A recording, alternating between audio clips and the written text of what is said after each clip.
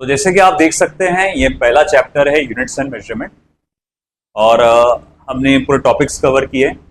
पहला टॉपिक है physical quantity, दूसरा है सिस्टम ऑफ यूनिट्स, तीसरा है dimension of physical quantity, dimensional formula, equation, it's analysis and application. NCERT में अगर आप देखेंगे तो ये टॉपिक को सेपरेट करके बताया गया, डायमेंशनल फॉर्मूला एंड इक्वेशन, फिर इट्स एनालिसिस एंड एप्लीकेशन अलग अलग दिया हुआ है, मैंने एक साथ मिला के दे दिया। सीक्वेंस में थोड़ा आगे पीछे हुआ है। न्यू एनसीईआरटी में significant figure and order of magnitude पहले आया है। अगर आप न्यू एनसीईआरटी देखोगे तो इसमें ये टॉपिक आपको मिलेगा ही और ये टॉपिक भी नहीं मिलेगा, है ना। इसीलिए मैंने कहा कि मैंने ये अकॉर्डिंग टू ओल्ड एनसीईआरटी लिखा है। अब सवाल आया उठा कि आप ओल्ड एनसीईआरटी का यूज क्यों कर रहे हैं, न्यू एनसीईआरटी को स्ट्रिक्टली फॉलो क्यों नहीं कर रहे हैं। मसला ये है, हम लोग अभी पूरी तरह से श्योर नहीं हो सकते कि जब आप नीट और जेईई देने जाओगे, है ना, तो आपको ओल्ड एनसीईआरटी का पार्ट यूज होगा पूरा का पूरा कि न्यू एनसीईआरटी का, ये इशू है। जैसे फॉर एग्जांपल 2 साल से मैं कह सकता हूं कि ऑलमोस्ट 2 साल से ये वाला पार्ट नहीं था। अभी जो न्यू एनसीईआरटी आई है उसमें भी ये पार्ट नहीं है, मगर इस साल अचानक नीट के, आप जेईई में तो हमेशा रहता ही है, मगर नीट के आपके सिलेबस में ये ऐड हो गया। सीबीएसई बोर्ड में नहीं है, मतलब एनसीईआरटी जो आपके पास खरीदोगे ना मार्केट जाके, उसमें ये मिलेगा ही नहीं आपको, मगर नीट के सिलेबस में ऐड हो गया। मतलब अगर आपको नीट देना है, आपको जेईई में तो रहता ही है, मगर नीट अगर देना है, जेईई देना है, एमएसटीसीटी करना है, तो आपको ये करना ही पड़ेगा। आई बात समझ में। इसी तरह से इसका भी हाल है, इसको सिर्फ जगह बदल दी उन्होंने। ये पहले क्या था, यूनिट्स एंड मेजरमेंट के साथ आया करता था, है ना, अब उसको एक्सपेरिमेंटल स्किल्स में डाल दिया उन्होंने। एक नया आखिरी में बनाया गया है एक्सपेरिमेंटल स्किल्स, उसमें डाल दिए इसमें, मगर अपन इसी के साथ उसको कवर कर ले रहे हैं। तो अब आप क्या करोगे, आप जो मैं लिख कर दे रहा हूं आप उसी को मान के चलोगे, आप उसी को फॉलो करेंगे, है ना। हमेशा जब भी स्टडी करते हैं तो आप हमेशा क्या करना, दिमाग में स्ट्रक्चर बनाना। हम जो चैप्टर पढ़ रहे हैं उसमें कौन कौन से टॉपिक है, मैं जो टॉपिक पढ़ रहा हूं उसमें कौन कौन से सब टॉपिक्स है ना, उसके हिसाब से क्या क्या पढ़ना है उसके अंदर, उसके हिसाब से आगे बढ़ना। चलिए ये सबका लिखना होगा बेटा, आपका लिख लो बेटा जल्दी से। Physical quantity, system of units, dimension of physical quantity, dimensional formula, equation and it's analysis and its application, significant figures, order of magnitude. इसमें सबसे ज्यादा इंपॉर्टेंट ये वाला पार्ट है, सबसे ज्यादा इंपॉर्टेंट। चाहे कोई भी एग्जाम हो, जैसे नीट में कम से कम इसमें 3 क्वेश्चन आते हैं, जेईई में आपको अराउंड 1 से 2 क्वेश्चन आ सकते हैं इसके अंदर, एक शायद से मैं कहूंगा, और एमएसटीसीटी में भी अराउंड 1 आध क्वेश्चन में से 1 से 2 क्वेश्चन आ सकते हैं, और मेन चांसेस होते हैं सबसे ज्यादा यहां आने के, ये पार्ट। तो ये बहुत इंपॉर्टेंट पार्ट है, इसको बहुत अच्छे से देखना है। और ये थ्रू आउट आगे तक फिजिक्स जब तक चल रहा, अभी मतलब 12th अपना 12th का जब तक चल रहा, हर चैप्टर में ये सारी चीजों का इस्तेमाल होने वाला है, तो इसीलिए ये बेसिक है एकदम हमारा। इधर का हो गया बेटा। चलिए फिजिकल क्वांटिटी, तो हमारा सबसे पहला टॉपिक हम स्टार्ट करने जा रहे हैं, फिजिकल क्वांटिटी। ओके, छोटा सा टॉपिक है, आज हम लोग उसको कंप्लीट कर लेंगे, बहुत मामूली सा टॉपिक है। और मेरे मन में सबसे पहला सवाल आएगा, what is physical quantity, what is physical quantity, physical quantity क्या है, पता लगा। एक बहुत बेसिक सा आंसर है इसका, anything which can be measured, वो कोई भी चीज जिसे मैं काउंट कर सकता हूं नंबर्स में, उसे मैं फिजिकल क्वांटिटी कहता हूं। जैसा कि आप लंबाई को कैलकुलेट कर सकते हो, मेरी हाइट क्या है 5 फुट 11 इंच, कैलकुलेट कर सकते हो। वजन को क्या नाप सकते हो, हाँ बोले भाई वजन को भी नाप सकते हैं, बोले सर पाशा सर का वजन कितना है 95 किलोग्राम्स, है ना, है, अब क्या कर सकते, जो भी है ना। तो अब ये आप उसको नाप सकते हो। मैं बोलूंगा ये दीवार की चौड़ाई कितनी है, थिकनेस क्या है, इसको आप नाप सकते हो, है ना। आप ये नाप सकते हो कि मुझे अकोला से बालापुर जाने के लिए कितना टाइम लग रहा है, ये नाप सकते हो। कितनी रफ्तार से भाग रहा हूं, ये नाप सकते हो। फासला कितना है, वो नाप सकते हो। मैं इधर से उधर जाने में मैंने कितनी एनर्जी खर्च किया, आप वो नाप सकते हो, है ना। तो ये सारी चीजें वो आप जो नाप सकते हो उसको कहते हैं फिजिकल क्वांटिटी। कुछ चीजें होती है जो फिजिकल क्वांटिटी नहीं होती है, जिसको आप काउंट नहीं कर सकते। मैं बोलूंगा अरे भाई देखो कितना खूबसूरत है, है ना। ये 100 किलो खूबसूरत है, बोल सकते हैं क्या? है भाई, बोले पाशा सर 100 न्यूटन हैंडसम है ना, बोल सकते हैं क्या? हैंडसम बोल सकते हैं, मगर खुद के मुंह से खुद को तारीफ कर लेना पड़ता कभी कभार। तो भाई ऐसा है कि भाई 100 न्यूटन वो, ये नंबर लगा सकते हैं क्या आप उसको? आगे नहीं लगा सकते आप, है ना। हाँ भाई, ये फलाना बंदा जो है ना, ये 60 जूल ईमानदार है। ये ईमानदारी को तुम नाप सकते हैं नंबरों में? नहीं नाप सकते। तो भैया ये ईमानदारी हो गई, खूबसूरती हो गई, हैंडसमनेस हो गया, चालाकी होगी, बेवकूफी हो गई, ये सारी चीजों को क्या आप नंबर्स में नाप सकते हो? नहीं नाप सकते। अच्छा है, बुरा है, गंदा है, आप उसको नंबरों में नाप सकते हो? नहीं नाप सकते हो। तो वो चीज जो नंबरों में नापी नहीं जा सकती उसको आप फिजिकल क्वांटिटी नहीं बोलते। और वो सारी चीजों को जिसको आप कैलकुलेट, आपके दिमाग में जो भी आ रहा, जो कुछ भी आ रहा, हाँ मैं ये नाप सकता हूं, मैं पेन कितने ये देख सकता हूं, क्वांटिटी कितनी वो नाप सकता हूं, बाल कितने वो नाप सकता हूं, है ना। तो ये सब कुछ जो भी चीजों को आप कैलकुलेट कर सकते हो नंबर्स में, है ना, उसको हम लोग क्या कहते हैं? Physical quantity. तो हम इसको ऐसा कहेंगे, anything which can be measured is called as physical quantity। वो कोई भी चीज जिसे आप गिन सकते हो उसे आप क्या कहते हैं? Physical quantity. और एग्जाम्पल के तौर पे हम जाएंगे, मास, हाँ मैं गिन सकता हूं, लेंथ, हाँ मैं गिन सकता हूं, टाइम गिन सकता हूं, एनर्जी बिल्कुल गिन सकता हूं, फोर्स ये भी गिन सकता हूं, स्पीड बिल्कुल गिन सकता हूं, रेजिस्टेंस बिल्कुल गिन सकता हूं, टेम्परेचर बिल्कुल गिन सकता हूं। और अरे यार ऐसे तो हजारों, कितने लिखोगे? सारे के सारे लिखोगे क्या? नहीं लिख सकते ना सारे के सारे। बस फिर आखिर में एटसेट्रा, है ना। किसी ने पूछा what is physical quantity, sir mass etcetera, है ना। अक्सर होता वाइवा में पहले एक दो नाम बोल देता, एटसेट्रा, दो ही नाम है ना, उसको बोलना था 10 नाम, पहले दो बोल देगा एटसेट्रा। तो वैसी एटसेट्रा बहुत सारे हैं उसमें। तो ओके, गॉट दैट। तो ये तो हो गया फिजिकल क्वांटिटी। ये समझ में आ गया होगा सभी को, मुझे लगता है कि फिजिकल क्वांटिटी क्या होता है। आई होप सो सबको समझ में आ गया होगा। अब हम लोग आगे बढ़ेंगे क्लासिफिकेशन पे। Classification of physical quantity, classification of physical quantity.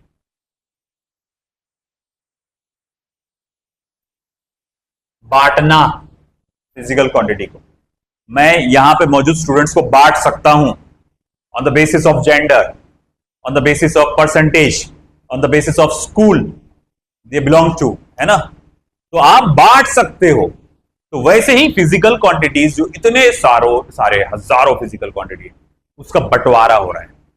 तो उसका बंटवारा होता है तो हम देखते हैं ब्रॉड क्लासिफिकेशन। ब्रॉड क्लासिफिकेशन दो है, एक है फंडामेंटल क्वांटिटी और दूसरा है डिराइव्ड क्वांटिटी। हालांकि इसके अलावा भी एक क्वांटिटी है, सप्लीमेंट्री क्वांटिटी, मगर इसको ब्रॉड क्लासिफिकेशन में नहीं माना जाता। बोले ब्रॉड क्लासिफिकेशन मतलब क्या होता है? ब्रॉड क्लासिफिकेशन जैसे फॉर एग्जांपल कुछ साल पहले तक जब भी किसी भी एप्लीकेशन आप भरते थे, फॉर्म भरते थे कहीं पे भी, जेंडर के सिर्फ दो ही कॉलम हुआ करते थे, मेल या फीमेल। मतलब आपने जेंडर को ज्यादातर काय में बांटा? सिर्फ मेल और फीमेल में बांटा। कुछ सालों बाद जब लोगों को रियलाइज हुआ कि नहीं आप तीसरे जेंडर को भूल रहे हो, है ना, जिसको ट्रांसजेंडर समथिंग लाइक दैट अपन बोलते हैं, तो अब आने लगा वहां पर कॉलम में अगला अदर्स करके, है कि अब आने लगा हर जगह के एग्जामिनेशन फॉर्म्स में, सब में अब ये आने लग गया। तो हम लोग ने क्या देखा बेटा, यही कि एक होता है ब्रॉड क्लासिफिकेशन, क्योंकि हमको मालूम है ज्यादातर लोग बंटवारा इसमें है, और जो हम तीसरी कैटेगरी जो बोल रहे हैं उसमें बहुत कम लोग हैं, है ना। अगर मैं बोलूंगा कि ठीक है भैया कि अगर यहाँ की आबादी 1 लाख लोग है, तो 1 लाख लोगों में भाई मैं बोलूंगा ठीक है शायद 51,000 मेल होंगे और अराउंड 48,900 समथिंग जो है फीमेल होंगे, और 100 समथिंग जो होगा वो आपके अदर्स कैटेगरी में होंगे। तो आप, मैं बोलूँगा ब्रॉड क्लासिफिकेशन करो। तो जब ब्रॉड क्लासिफिकेशन करेंगे तो आप बड़ी बड़ी चीज़ों को मेल एंड फीमेल में बांटेंगे, क्योंकि बंटवारा अगर आप कर रहे हो वो अदर्स देखे तो वो 100 क्वांटिटी भी चाह रहे बस यहाँ पर। तो इसीलिए हम लोग बोलते हैं कि कभी कभार इसको इग्नोर करते हैं, कुछ किताबों में ये नहीं होता, मगर हम लोग उसको ऐसा मान के चलें। चलिए हम लोग बढ़ते हैं हमने ये देखा कि फिजिकल क्वांटिटी को कितने इसमें बांटा जाता है। कितने इसमें बांटा? कैटेगरी में, 3 कैटेगरी में। पहला फंडामेंटल क्वांटिटी, दूसरा डिराइव्ड क्वांटिटी, तीसरा सप्लीमेंट्री। ये 3 कैटेगरीज में हम लोग उसको बांटेंगे। Got that? Let's go for the first one. चलिए फिर सबसे पहला फंडामेंटल क्वांटिटी। फंडामेंटल, इसका मीनिंग ही होता है बेसिक, बुनियादी, है ना? बेसिक, या हम लोग जैसे फॉर एग्जांपल आप लोग चाय पीते हो, है ना? अरे चाय तो हाँ, गर्मी के अंदर मस्त तरीके से पी लेते हैं। बताओ चाय की बेसिक चीज क्या है? बताते हो, चाय बनाने के लिए बेसिक चीज क्या लगती है? दूध, चाय पत्ती, पानी और शक्कर, और बोलो कलमी भी डाल दो उसके अंदर, इलायची भी डाल दो, अदरक भी डाल दो। बोले सर्दी में डालेंगे सर, अभी रहने दो, गर्मी का मौसम है ना? मगर मैं बोलूंगा बेसिक चीज बताओ, कम से कम ये 2-3 चीजें रही तो चाय बन जाती। दूध, पत्ती और, अरे क्या बात है, गैस स्टोव, है ना? ये बात बढ़िया। बेसिक, पहले हीट का सोर्स कहां से लाओगे सर? मैं धूप में रख दूंगा, है ना? आजकल तो वही चल रहा है ना, सोलार। बढ़िया खेल गए गुरु, तो बहुत बढ़िया खेले, मगर गैस स्टोव भी होना, ये भी होना, आगे। और वैसे बेसिक चीज जो है सिर्फ 2 है, पानी और चाय पत्ती, ये बेसिक है, बाकी सब एडिशनल है ना? जब ये शुरुआत हुई थी चाइना में चाय, है ना, जब पत्ता गिरा था, कोई बोलते हैं एक्सीडेंटली गिरा था, कोई बोलते हैं हकीम ने डाला था वहां के, जो है ना, उसने गर्म किया था। तो पहले जमाने में चाय एक बुखार के इलाज के लिए इस्तेमाल होती थी। क्यों, क्या हुआ था, जब वहां पर चाय पत्ती गिरी वो पर्टिकुलर, उसने पिया, तो उसको पीने के बाद वाला गर्म पानी पीते थे वहां के लोग, अभी भी पीते हैं, है ना? तो जब वो पिया उसने, तो उसको थोड़ा एनर्जेटिक फील हुआ, अच्छा लगा उसको, एनर्जेटिक फील हुआ। जब उसको एनर्जेटिक फील हुआ तो उसने बोला यार ये तो अच्छी चीज़ है। तो वहाँ पर के हकीम ने, वैद्य ने वहाँ के, उन्होंने क्या किया, उसको एक बनाकर एक काढ़ा जैसा जिसको बोलते हैं देना चालू कर दिया बुखार के इलाज के लिए, एनर्जी के लिए। वहाँ काफ़ी प्रचलित हुआ। अंग्रेज आए, अंग्रेजों ने बोले यार ये बढ़िया चीज़ है, साले वो शराबी पड़े रहते थे पीते पीते, यार ये तो बढ़िया चीज़ है, एकदम एनर्जेटिक फील हो रहा। इन्होंने इसको अपने साथ ब्रिटेन लेके गए, मगर उधर पिए नहीं जा रहा था, कड़वा था। उसमें उन्होंने डाले शक्कर, है ना, मिठास के लिए। अभी भी देखो ब्लैक कॉफी, ब्लैक टी वहाँ बहुत चलती है ना? फिर वो हम लोग के जरिए हमारे पास आया। अब हम लोग तो masala, India is famous, was famous, is also and was also famous for spices. भाई मसाला तो इंडिया का मशहूर है, और अपन तो क्या नहीं करते, अपन ने चाय में सब कुछ डाल दी, अदरक, इलायची, कलमी, है ना, पता नहीं और क्या बचा हुआ है, बहुत कुछ, खस भी डाला हुआ है, शायद आपको मालूम, खस डाल के भी चाय बनाई जाती है। अपन ने सब गुड़ गुड़ सब सब सब दूध वूध डाले उसके अंदर, बेहतरीन, और क्या नहीं डाल के अपन एक्सपेरिमेंट करते रहते उसके अंदर, है ना? पता चला कि कोई मैगी डाल के भी चाय बना खा रहे हैं, मैंने देखा भाई बंदे को, है ना, कोई पापड़ के साथ चाय खा रहा है, पापड़ डाल दे रहा है, कोई चूड़ा डाल रहा है उसके अंदर, ये भी देखा हुआ मैंने भाई। तो भाई क्या क्या कर रहे, तो भैया ये बेसिक है क्या? ये तो सब एडिशनल है। तो हमारी बेसिक में क्या है, सिर्फ 2, इनके बिना सर, बिना दूध पानी के तो बन जाता, है ना, चलो ठीक है, बिना पानी के बन जाता जिसमें दूध का इस्तेमाल होता है, मगर अगर उसका बेसिक वर्जन देखा जाए तो, है ना, वो क्या, पानी है और चाय पत्ती। ये 2 भी चीजें अगर रह गई तो हमारा क्या होता है, चाय मुकम्मल है। हमारी चाय नहीं, मगर जो ओरिजिनलिटी टी है उसकी वो काम हो जाती है। अभी भी कई लोग हैं जो उसी किस्म की चाय पीते हैं, है ना, जो अभी भी अगर वो बाहर से जो आते हैं, फॉरेन से आते हैं, ये लोग हैं, ब्लैक कॉफीज पीते हैं, है ना। ब्लैक कॉफी तुम पियो कभी ब्लैक कॉफी, है ना? अगर तुमको एनर्जेटिक फील करना है तो करो, सुबह में पी के आया करो, थोड़ा ज्यादा क्वांटिटी में कॉफी लिया करो, थोड़ा कम क्वांटिटी में शक्कर लिया करो, शुरुआत में, है ना। बाद में शक्कर निकाल देना, सिर्फ ज्यादा क्वांटिटी में कॉफी पाउडर और आपका पानी, ठीक है, आप बहुत एनर्जेटिक फील करोगे। तो खैर यहाँ पर भी अगर मैं ब्लैक कॉफी की बात करूँ तो उसका बेसिक इंग्रेडिएंट पानी और कॉफी पाउडर ही है। कई लोग पीते हैं, बहुत लोग, है ना, बाहर वेस्टर्न कल्चर में तो बहुत ज्यादा पिया जाता है ये चीज को। तो भाई मैं भी खुद पीता हूँ, मैं ब्लैक कॉफी पीता हूँ, तो वही सुबह सुबह। तो अब तुम सोचो कि भैया उसके अंदर मतलब बेसिक इंग्रेडिएंट ये है, बाकी हम सब चीजें जो डालते हैं ना कॉफी में, चॉकलेट पाउडर डाल दे रहे, दूध डाल दे रहे, ये सब बात की बातें, ठीक है। तो खैर हम लोग कहेंगे फंडामेंटल क्वांटिटी, ये समझ में आ रहा है कि ये बेसिक है। हमारे फिजिक्स में, साइंस में हजारों क्वांटिटीज है, मगर कुछ ऐसे क्वांटिटीज है जिनकी बुनियाद जब फिजिक्स पढ़ना शुरू किए होंगे तो शुरुआत, ये सारी चीजों की, सारी ब्रांचेस की शुरुआत यहीं से हुई होगी। तो उसको हम लोग कहते हैं फंडामेंटल क्वांटिटी। और फंडामेंटल क्वांटिटीज आर इंडिपेंडेंट। बोले इंडिपेंडेंट क्वांटिटी बोला जाता है। बोले कैसे? मतलब इंडिपेंडेंट का मतलब कि किसी और क्वांटिटी पे डिपेंड नहीं करती अपने मेजरमेंट के लिए। बोले समझा नहीं? जैसे for example Akola and this is Balapur, 26 kilometre का डिस्टेंस है। चलो मैं इसको रफ लेता हूं, 30 किलोमीटर का डिस्टेंस है, ओके। और अब मैं गाड़ी लेके निकला at a speed of 60 kilometre per hour, है ना।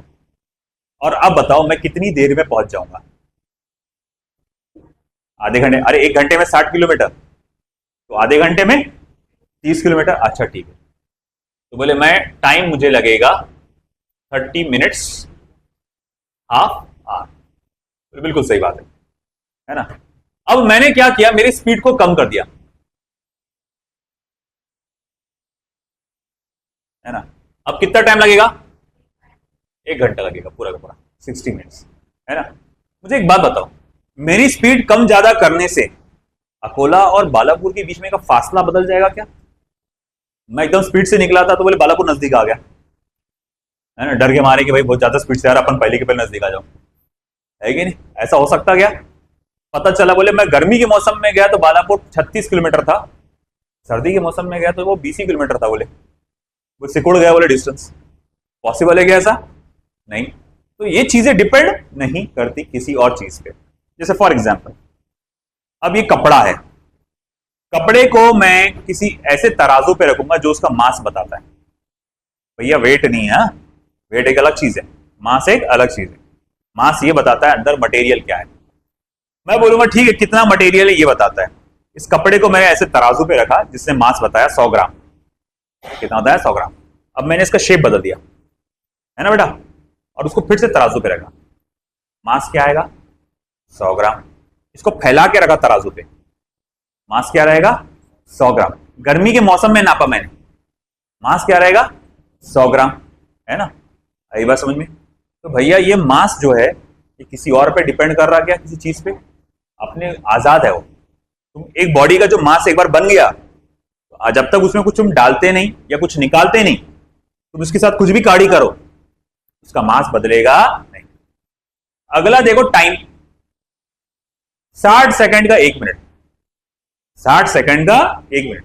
सर्दी के मौसम में 60 सेकंड का, गर्मी के मौसम में 60 सेकंड। बोले गर्मी में चीजें फैलती तो बोले टाइम भी फैल गया होता। हालांकि ये थोड़ा सा गलत है ना। बस टाइम हमारे को बेसिक है इसलिए क्योंकि हम लोग उसकी शुरुआत वहां से की है, क्योंकि टाइम भी बदलता है, मालूम है ना, टाइम बदलता है ना। यहां पर आप बोल रहे सर 60 सेकंड का 1 मिनट, मगर मैं वहां जाके आऊंगा स्पेस में तो ऐसा होगा, है ना। इंटरस्टेलर जैसे मैं मूवी के बारे में बताया था, वो एक पर्टिकुलर प्लेनेट पे उतरते हैं, वो बोलते हैं यहाँ जल्दी करना, बोले यहाँ का 1 मिनट कितने साल के बराबर है, बोले वहां पर कुछ तो बोलते हैं इतना साल के बराबर है, तो जल्दी वापस आना, है ना। वो कुछ 15 मिनट चले जाते हैं, उनका एक स्पेस स्टेशन में दूर कहीं उनका एक साथी खड़ा रहता है, और ये जल्दी से जाके भाग के आते हैं। उनको लगता कि आधा घंटा हुआ, वो बोलता मैं तुम्हारा यहाँ 20 साल से इंतजार कर रहा,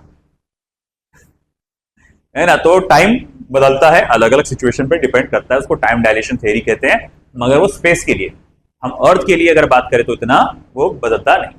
तो फंडामेंटल क्वांटिटी वो क्वांटिटी होगी जिसको मेजर करने के लिए किसी और क्वांटिटी पे आप डिपेंडेंट नहीं रहते, है ना। तो मैं इसको ऐसा डिफाइन करूंगा, the physical quantity, the physical quantity which does not depend on any other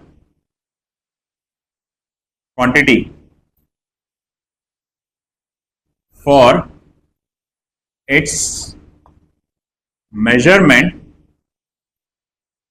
is called as fundamental quantity.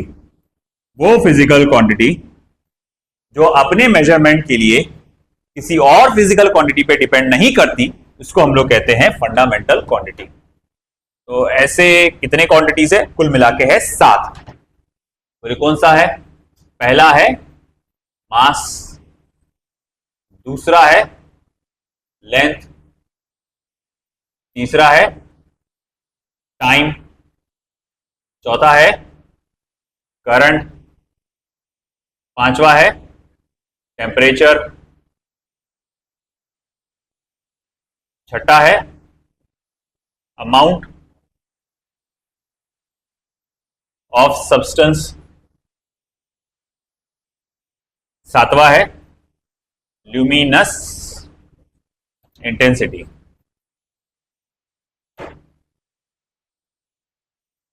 Amount of substance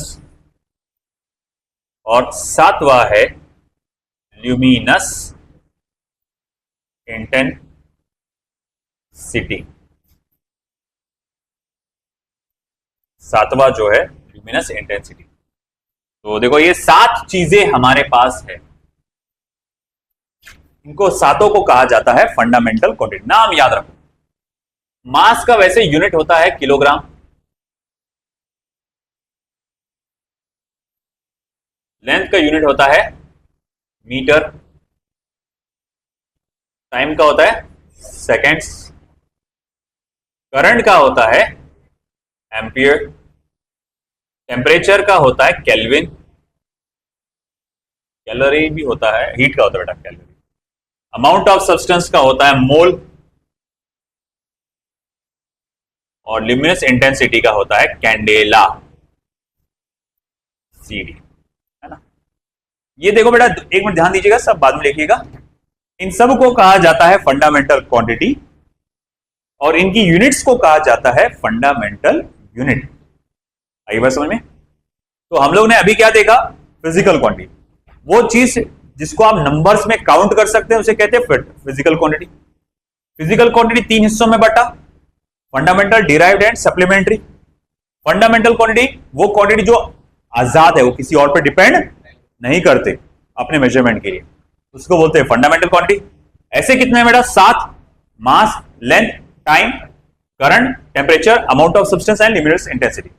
यहां तक तो सभी को चीज मालूम है। अमाउंट ऑफ सब्सटेंस किसी भी चीज की क्वांटिटी। कितने हाथ में पेन है? तो 2 सर, मगर 2 तो अपन 2 ही बोलते हैं, अपन मोल थोड़ी लगाते हैं। एक्चुअली में ये केमिस्ट्री से रिलेटेड है।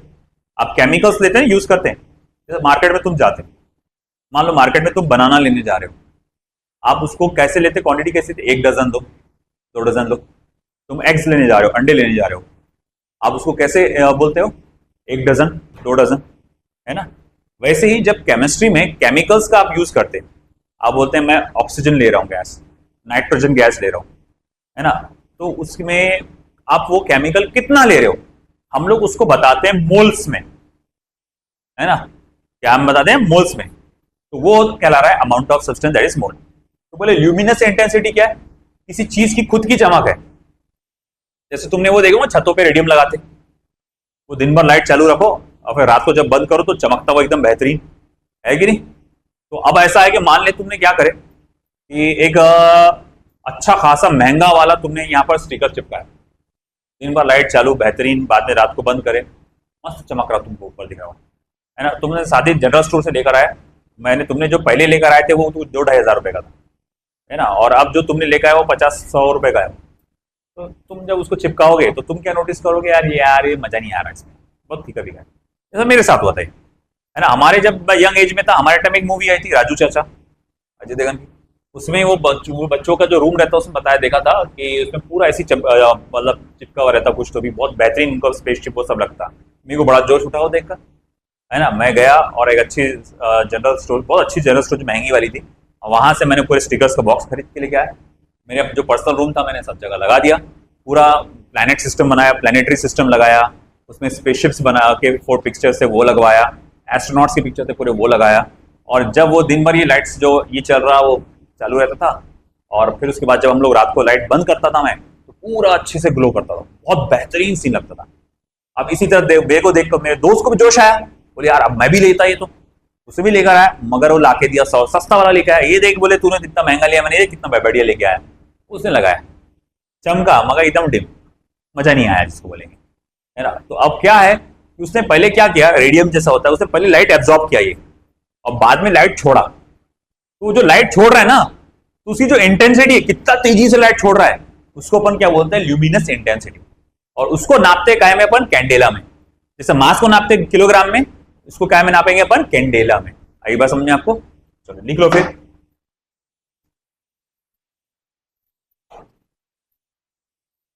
ओके,